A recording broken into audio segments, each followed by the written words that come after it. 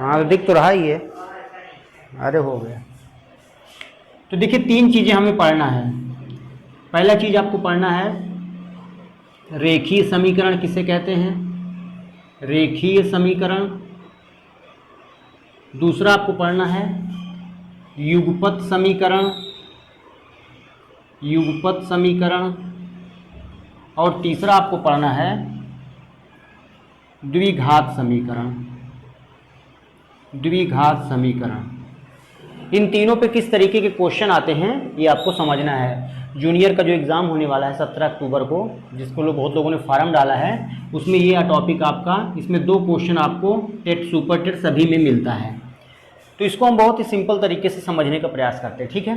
पहली बात तो ध्यान रखिए कि रेखीय समीकरण क्या होता है। रेखीय समीकरण हम किसे कहते हैं, कोई भी समीकरण जो आपका ax + b = 0 के रूप में लिखा हो। ऐसा समीकरण जो ax + b = 0 के रूप में लिखा हो, वो समीकरण क्या कहलाता है, रेखीय समीकरण।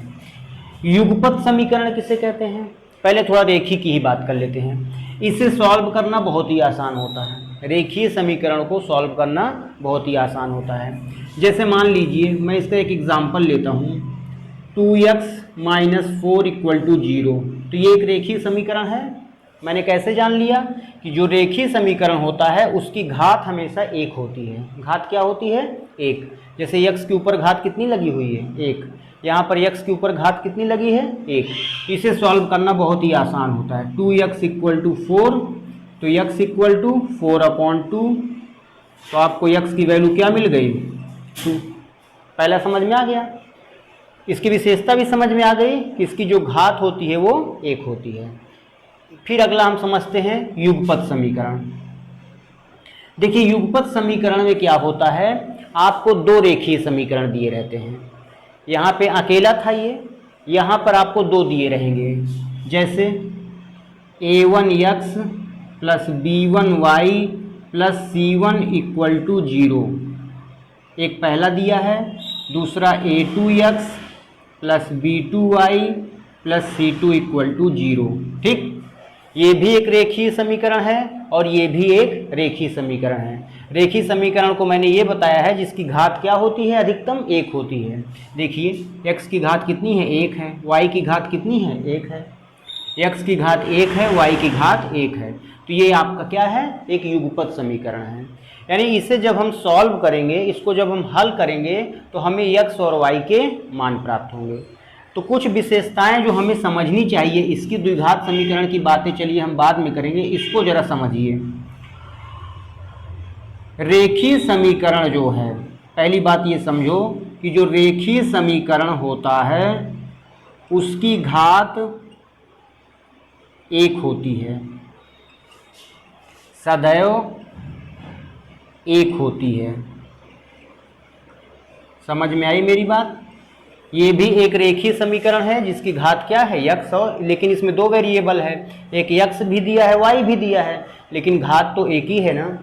ये भी एक रेखीय समीकरण है लेकिन इसमें सिर्फ x दिया हुआ है, लेकिन घात तो 1 ही है। तो ये भी रेखीय समीकरण है और ये दोनों का जो पेयर दिया हुआ है, ग्रुप दिया हुआ है, ये भी रेखीय समीकरण है। तो रेखीय समीकरण की जो घात होती है वो सदैव क्या होती है, 1 होती है, ठीक है।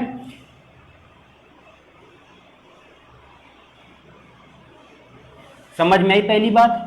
दूसरा चीज समझिए, जो रेखीय समीकरण होता है, जो रेखीय समीकरण होता है, रेखीय समीकरण एक रेखा को निरूपित करता है। किसको निरूपित करता है, एक रेखा को निरूपित करता है, एक रेखा को निरूपित करता है। बहुत हम डीपली नहीं जाएंगे, हम बहुत ही कम शब्दों में आपको जो है समझाने का प्रयास कर रहे हैं। रेखीय समीकरण, युगपत समीकरण, ये जो सिस्टम दिया हुआ है यही आपका कहलाता है युगपत, यानी 2 जोड़ा, युगपत समीकरण। इसकी विशेषताएं आप पढ़ रहे हो। रेखीय समीकरण की घात सदैव 1 होती है और रेखीय समीकरण एक रेखा को निरूपित करता है। यहाँ पे कितने रेखीय समीकरण दिए हैं बताओ, 2 दिया हुआ है। ये पहला रेखीय समीकरण और ये दूसरा रेखीय समीकरण। तो इसे जब हम सॉल्व करेंगे तो हमें x और y का क्या मिलेगा, मान मिलेगा। इसे जब हम सॉल्व करेंगे तो x और y का हमें मान मिलता है। ध्यान रखिए, यदि, बहुत ही इंपॉर्टेंट बात है, इसको आप ध्यान से लिख लीजिए, या तो एक काम करिए, पहले आप इसको दोनों को कॉपी कर लीजिए, तब मैं अच्छे से इसको फिर बताता हूँ।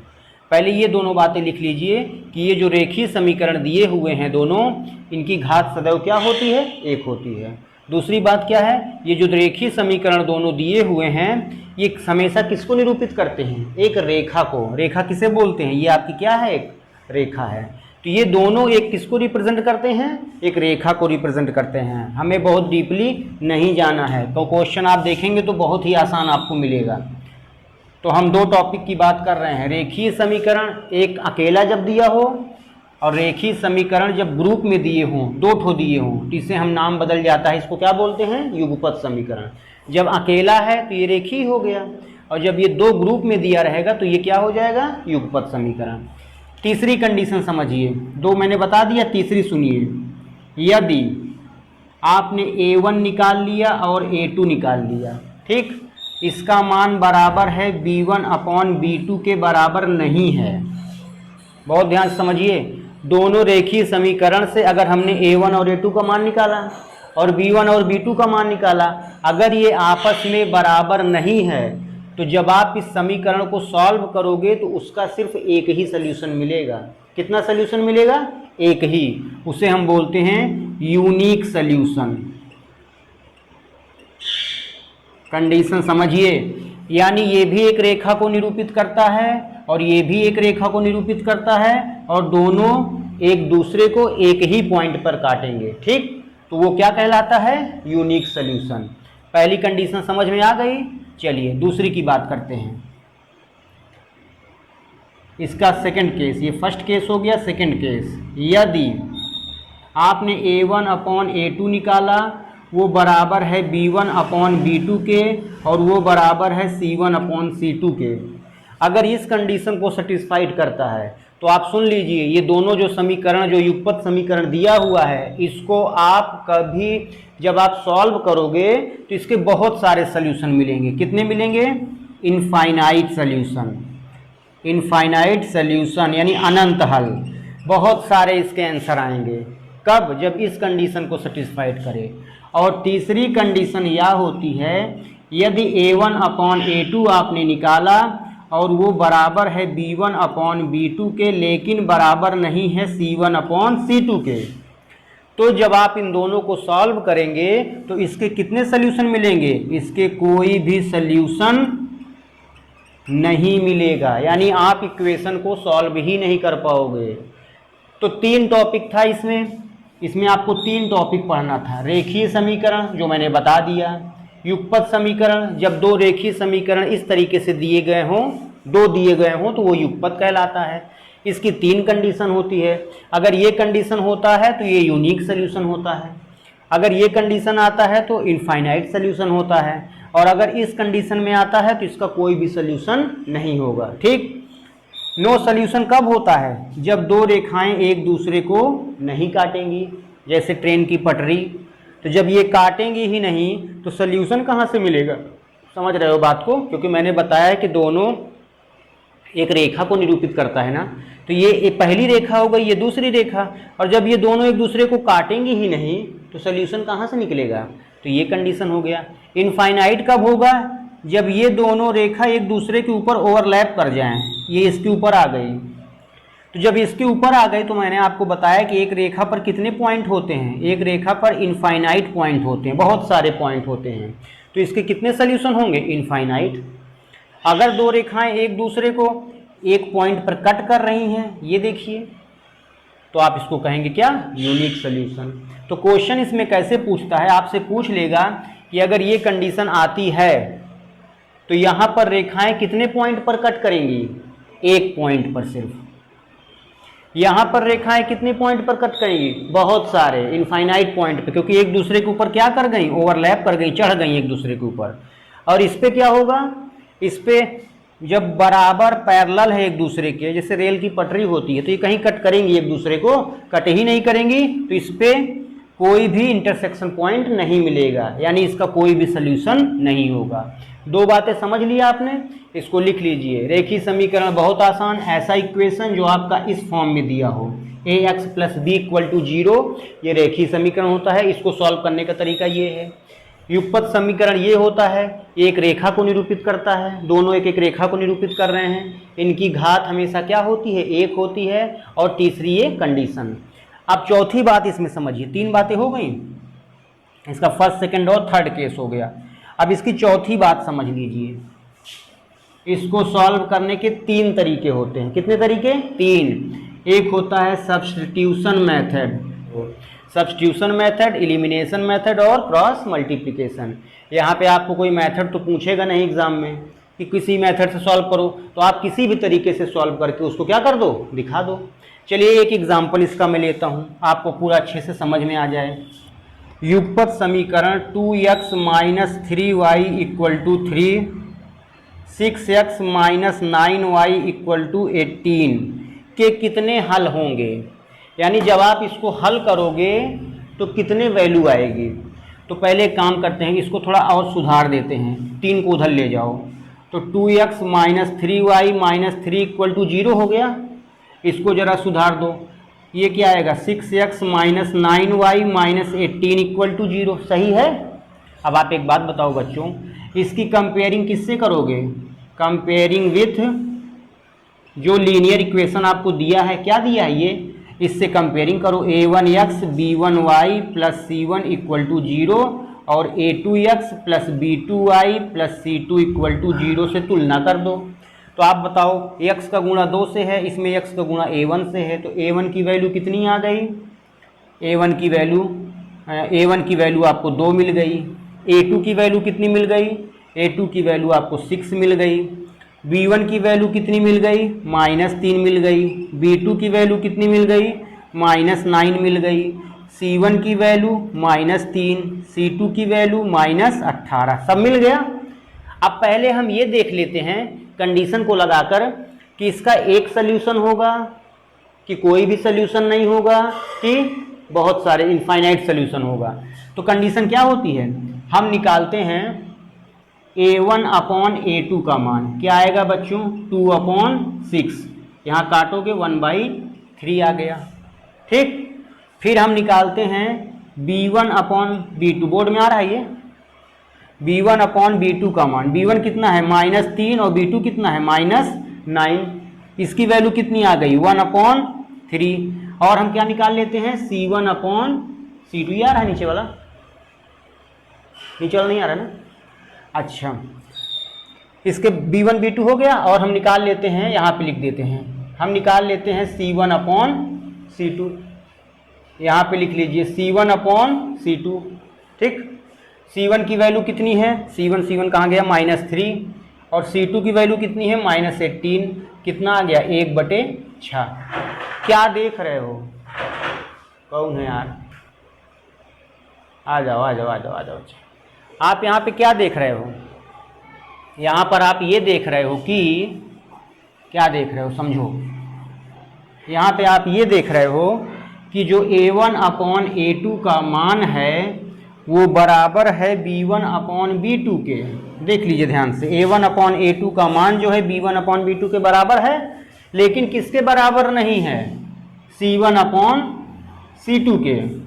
ये कंडीशन क्या बताती है, आप देखिए पीछे, मैंने पीछे लिखाया है कि जब इस कंडीशन में कोई भी युगपत समीकरण आता है तो वो क्या होगा, यूनिक सॉल्यूशन होगा कि नो सॉल्यूशन होगा कि इनफाइनाइट सॉल्यूशन होगा। लतखोर देख, पहले वो होता है ये कंडीशन नो सॉल्यूशन का, क्या होता है, नो सॉल्यूशन। यानी आप इस क्वेश्चन को जब सॉल्व करोगे, तो ये सॉल्व ही नहीं होगा। देखिए बिना सॉल्व किए आपने बता दिया कि नहीं बता दिया, ऐसा क्वेश्चन एग्जाम में पूछता है। चलो देखते हैं जरा सॉल्व करके कि ये सॉल्व होता है कि नहीं। ये बात सही है कि पढ़ा है, इंटर में पढ़ा होगा, 2x - 3y = 3 है, और ये क्या है 6x - 9y = 18। कंडीशन ये बता रही है कि इसको हम सॉल्व ही नहीं कर पाएंगे, यानी इसमें x और y का मान ही नहीं निकलेगा। देखते हैं जरा निकलता है कि नहीं। चलिए, आपने पढ़ा होगा या तो x को बराबर कर लीजिए या तो y को। ये मेथड होता है एलिमिनेशन मेथड। इसको सॉल्व करने का 3 तरीका, एलिमिनेशन, सब्स्टिट्यूशन और क्रॉस मल्टीप्लिकेशन। तो हम किससे करने जा रहे हैं? एलिमिनेशन से। 10th में आपने पढ़ा होगा। तो इसमें आप 3 से गुणा कर दो पहले वाली इक्वेशन में, इस इक्वेशन में 3 का गुणा कर दो। चलो करो। तो 3 2 जा 6x, इसमें भी करो। 9y, 3 3 जा 9, इसको कुछ मत करो, इसको उसी तरह लिख दो। अब जरा सब्ट्रैक्ट करो, इसमें से ये सब्ट्रैक्ट करो तो माइनस हो जाएगा, इसमें से ये सब्ट्रैक्ट करो प्लस, इसमें से ये, देखो x और y पूरा गायब हो गया। जब x और y ही गायब हो गया तो सोल्यूशन काहे का निकलेगा जी? जब x और y दोनों गायब हो गया तो सोल्यूशन कहाँ निकलेगा? सोल्यूशन इसका निकल ही नहीं सकता। समझ रहे हो मेरी बात को? तो इसीलिए तो कंडीशन भी तो हमारी सही है, कंडीशन भी तो यही बता रही है कि इसका क्या होगा? No solution. समझ में आया? बहुत ही आसान तरीके से आप क्वेश्चन को कर सकते हैं। चलिए अगला क्वेश्चन समझिए। ठीक, प्यारा सा, बहुत ही आसान सा क्वेश्चन आया हुआ है यूपी टेट 2018 में और भी जूनियर में। के का मान ज्ञात करो, फाइंड द वैल्यू ऑफ के। के का मान ज्ञात करो जिसके लिए समीकरण x माइनस के वाई माइनस 2 बराबर 0, 3x plus 2y plus 5 equal to 0। चलो देखो, बैठ जाओ। अब ये क्वेश्चन आपको दिया हुआ, तुम पढ़े हुए इस चीज को। अब मुझे बताना है के का मान, और आगे क्या दिया है, बैठ जाओ। ये जो सोल्यूशन है वो यूनिक है, यानी कह रहा है कि जब इसको हम सॉल्व करेंगे, ये दोनों एक क्या है? साइमल्टेनियस इक्वेशन है। क्यों? क्योंकि ये भी लीनियर है और ये भी लीनियर। कैसे पहचाने की लीनियर है? क्योंकि x की डिग्री भी 1 है, y की डिग्री भी 1 है, x की डिग्री भी 1 है और y की, तो लीनियर है। लीनियर इक्वेशन किसको रिप्रेजेंट करता है? एक रेखा को रिप्रेजेंट करता है। इसको जब सॉल्व करेंगे तो इसका मतलब इसका सोल्यूशन क्या होगा? यूनिक। यूनिक का मतलब ये दोनों लाइन एक पॉइंट पर क्या करेंगी? कट करेंगी, कट करेंगी। तो अच्छा बताओ, यूनिक की कंडीशन क्या होती है बच्चों? यूनिक की कंडीशन ये होती है कि a1 अपॉन a2 का मान बराबर नहीं होना चाहिए b1 अपॉन b2 के। a1 की वैल्यू, x का कोफिशिएंट 1,